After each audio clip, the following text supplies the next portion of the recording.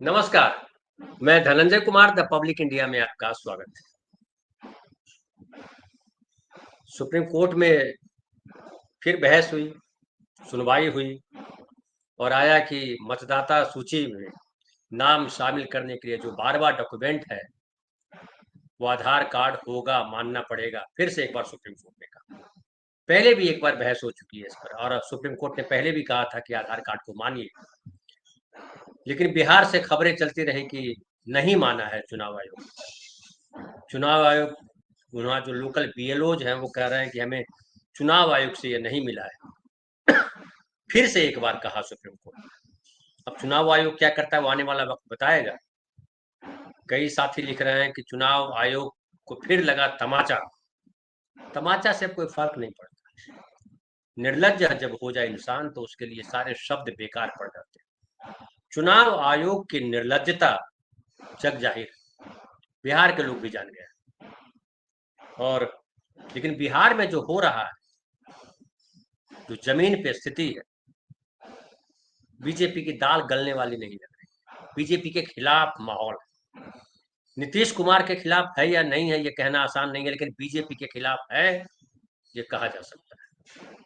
BJP तमाम कोशिशें कर रही है कि किस तरीके से येन केन प्रकारेण हम बिहार की सत्ता पे काबिज हो जाए। 4-5 बिंदु मैं आपको आज गिनाऊंगा कैसे कैसे कोशिश कर रही है बीजेपी। पहली कोशिश है कि नीतीश कुमार को आगे किया जाए। नीतीश कुमार को आगे किया हुआ है, उनके नाम पर जो है वोट लेंगे, उनके सुशासन पे वोट लेंगे और फिर उनको हाशिए के बाहर धकेलेंगे। ये उनकी तैयारी है।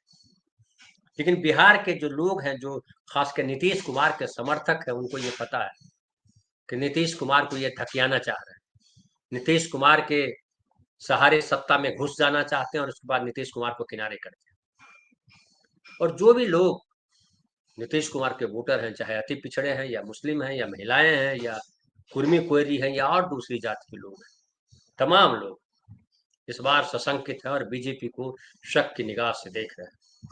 2020 के चुनाव का मैं बार बार जिक्र करता हूं, जिसमें नीतीश कुमार को कमजोर करने के लिए बीजेपी ने दांव चला और चिराग पासवान को उतारा। चिराग पासवान नीतीश कुमार के खिलाफ चुनाव लड़े। नीतीश कुमार को इससे भारी नुकसान हुआ। तो एक मैसेज गया बिहार में कि बीजेपी के लिए सत्ता ही सबसे इंपॉर्टेंट है, न कोई दोस्त है, न कोई धर्म है, न कोई जाति है। इनके लिए सबसे इंपॉर्टेंट है सत्ता। ये मैसेज गया। उसके बाद नीतीश कुमार बीच में चले गए आरजेडी के साथ, सरकार बनाई, फिर लौट करके आए। आरजेडी के साथ जब सरकार बनाई तो सम्राट चौधरी को खड़ा किया और कहा लगाओ बीजेपी को कि सम्राट चौधरी चूंकि कोयरी है, नीतीश कुमार के वोट बैंक में भारी सेंध लगा देंगे। लेकिन सेंध नहीं लगा और दूसरा जो दाव चला बीजेपी ने सम्राट चौधरी के रूप में, वो भी फ्लॉप हो गया। आज देखिए सम्राट चौधरी डिप्टी चीफ मिनिस्टर है नीतीश कुमार के साथ। उसके बाद याद कीजिए लोकसभा चुनाव से पहले का समय, लोकसभा चुनाव में नारा लगाया गया दरवाजा बंद, लेकिन दरवाजा खोल दिया गया। नीतीश कुमार और बीजेपी साथ चुनाव लड़े, बीजेपी को फायदा हुआ। बीजेपी अभी सरकार में है, उसमें नीतीश कुमार का सहयोग है, लेकिन बीजेपी को तसल्ली नहीं, नीतीश कुमार को काटने में लगी हुई है। और अब प्रशांत किशोर उस भूमिका में है जिस भूमिका में 2020 के चुनाव में चिराग पासवान। और मीडिया में भी देखिए, गटर मीडिया जो किसी और को वजन नहीं देता बीजेपी के सिवाय, सवर्णता जो सवर्णवादी लोग हैं उनके बजाय प्रशांत किशोर बेहद चर्चा में है। और तमाम सर्वेज में आप गौर कीजिएगा, प्रशांत किशोर को दिखाया जा रहा है मुख्यमंत्री पद का दावेदार। तेजस्वी है, चिराग है, प्रशांत किशोर है, नीतीश कुमार है, कौन बनेगा मुख्यमंत्री? और उसमें लगातार ये प्रयास किया जा रहा है दिखाने का कि प्रशांत किशोर का जो नंबर है वो बढ़ता जा रहा है, उनकी लोकप्रियता बढ़ती जा रही है। जमीन पे जाइएगा तो पता चलेगा वो लोकप्रियता नहीं है, बल्कि वो हवा क्रिएट की जा रही है और इस हवा क्रिएशन में बीजेपी खुद शामिल है। बीजेपी के जो सवर्ण नेता है वो इसमें शामिल है और लगातार वो कोशिश कर रहे हैं कि किस तरीके से नीतीश कुमार को डैमेज किया जाए। और उनकी कोशिश ये है इसलिए कि नीतीश कुमार की पार्टी के लोग अगर नीतीश कुमार के चीफ मिनिस्टर नहीं बनाए जाने के बाद या नीतीश कुमार की पसंद के व्यक्ति को चीफ मिनिस्टर नहीं बनाने के बाद अगर जनता दल यू में तूफान होता है, वैसी स्थिति में प्रशांत किशोर हमारे काम आ जाए और हमारा मुख्यमंत्री बन जाए। बीजेपी की असल मंशा है कि बीजेपी का मुख्यमंत्री बने, तो सत्ता पे काबिज होना चाहते हैं। लेकिन जो उनका मंसूबा था उसको सबसे ज्यादा तोड़ने का जो काम किया है वो राहुल गांधी है। राहुल गांधी ने जो एसआईआर का जो मुद्दा उठाया, मतदाता उसको कहते हैं वोटर अधिकार यात्रा जो 17 अगस्त को शुरू की, वोटर अधिकार यात्रा ने पूरे बिहार में जो समा बांधा है, बीजेपी की घिघी बंधी हुई।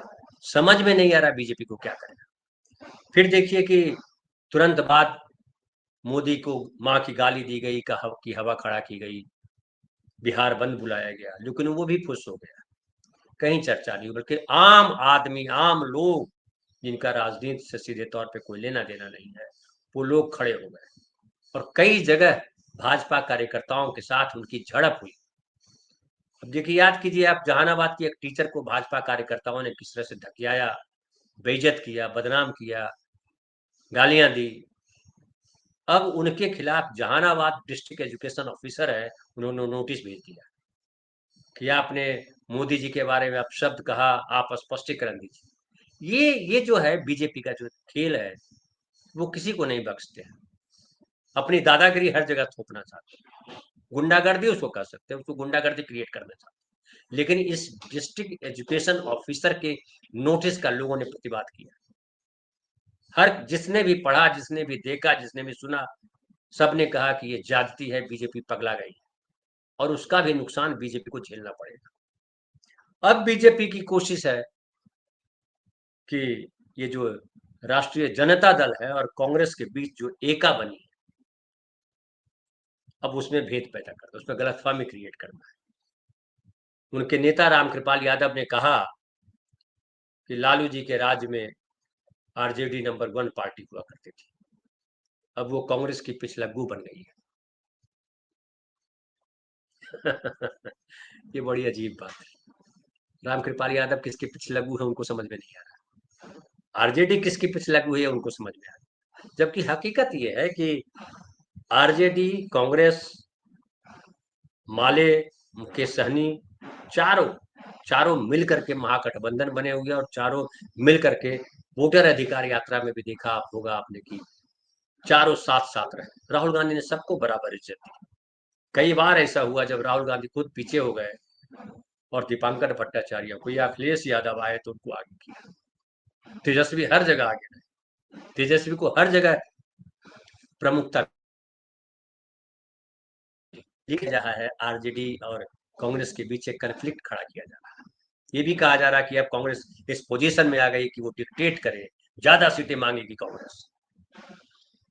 सीटें ज्यादा मांगने में क्या बुराई, कांग्रेस मजबूत हुई है, इससे कोई इनकार नहीं कर सकता और कांग्रेस ने नैरेटिव गढ़ा है बिहार में, इससे भी कोई इनकार नहीं कर सकता। राहुल गांधी की महती भूमिका है और जो लग रहा था कि मोदी है तो मुमकिन है, मोदी को कोई नहीं हरा सकता, मोदी को कोई टक्कर नहीं दे सकता, पूरे देश भर में ये अब चल रहा है कि मोदी उनसे ऊपर राहुल गांधी दिखाई पड़ रहा है।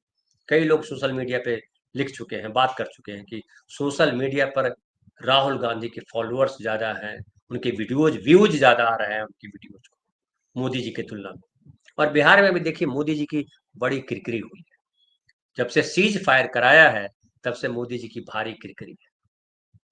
और अब सबको पता है कि नीतीश कुमार को उन्होंने पोस्टर के तौर पे इस्तेमाल किया हुआ है।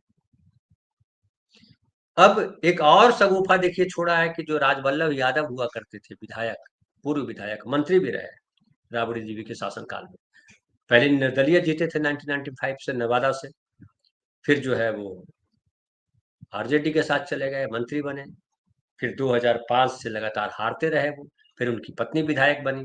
फिर वो विधायक बने जब दोनों 2015 के चुनाव में आरजेडी जेडीयू साथ लड़े, तो विधायक बने वो राजवल्लभ यादव।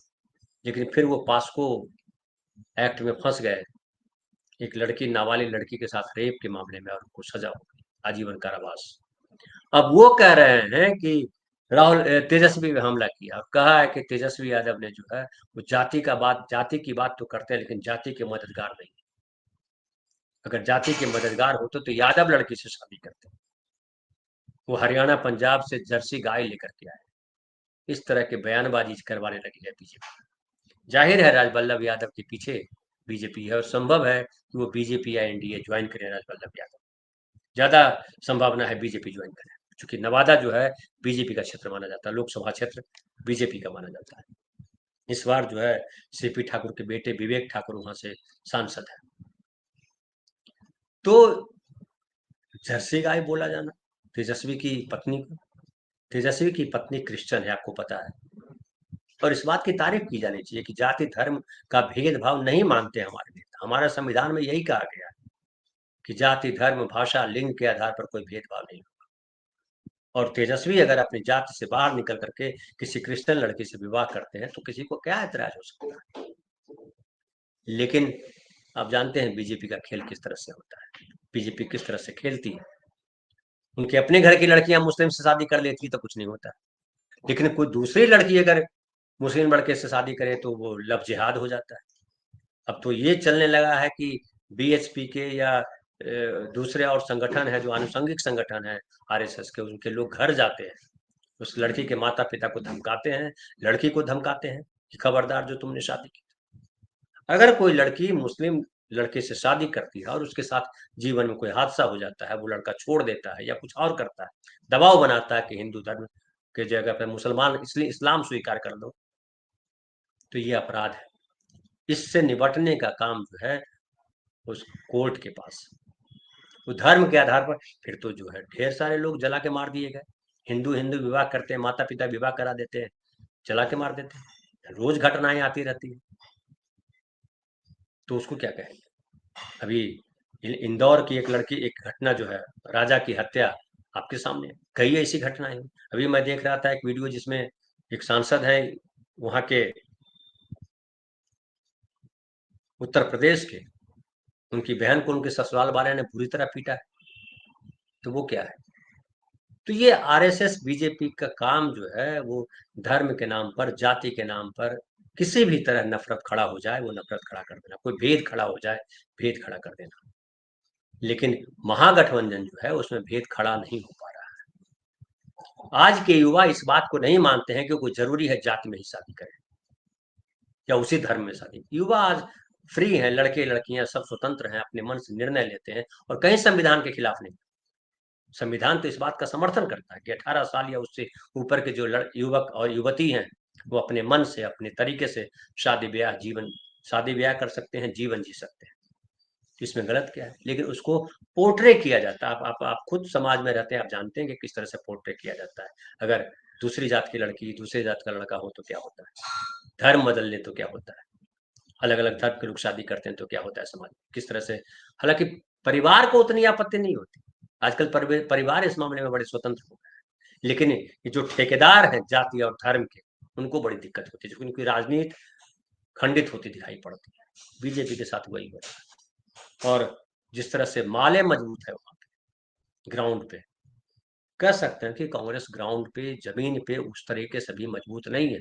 लेकिन राहुल गांधी ने नैरेटिव जो गढ़ा है वो एनडीए के नैरेटिव पे भारी पड़ गया है।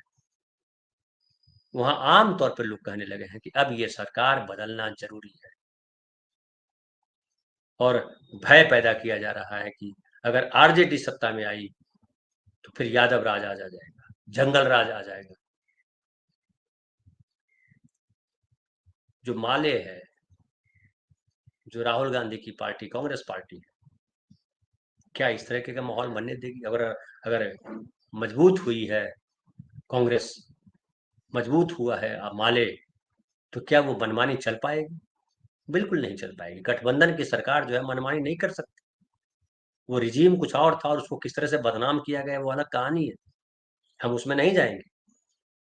लेकिन बीता हुआ कल वापस लौट के आ जाएगा। लेकिन जो उत्तर प्रदेश में जिस तरह से सरकार चल रही है, बिहार के लोग उस तरह की सरकार नहीं चाहते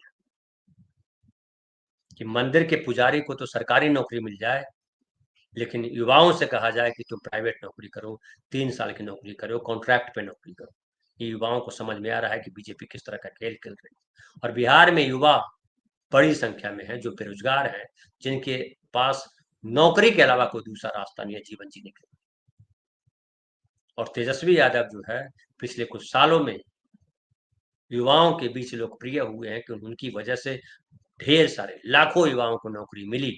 भले नीतीश कुमार सरकार के दौरान जब तेजस्वी थे, लेकिन वो नीतीश कुमार की वजह से नौकरी नहीं मिली। ये सब लोग मानते हैं कि वो नौकरी इसलिए मिली कि तेजस्वी के एजेंडा में था 10 लाख नौकरी देना। और नीतीश कुमार ने तब कहा था जब साथ में नहीं थे दोनों, कि क्या अपने बाप के घर से पैसा लाएगा। लेकिन वही जब तेजस्वी साथ आए तो 5 लाख से ज्यादा लोगों को शिक्षक के तौर पर नौकरी मिली, बाकी अलग अलग विभागों में नौकरी मिली। इस बात को वहाँ के लोग, नागरिक समझ रहे हैं, बिहार के लोग समझते हैं। और उनको पता है कि तेजस्वी अगर आते हैं, मुख्यमंत्री बनते हैं, तो बिहार की स्थिति बेहतर होगी। बिहार के मुख्यमंत्री जो बीजेपी की गोद में जाकर के बैठ गए हैं, बीजेपी बैकडोर से शासन कर रही है।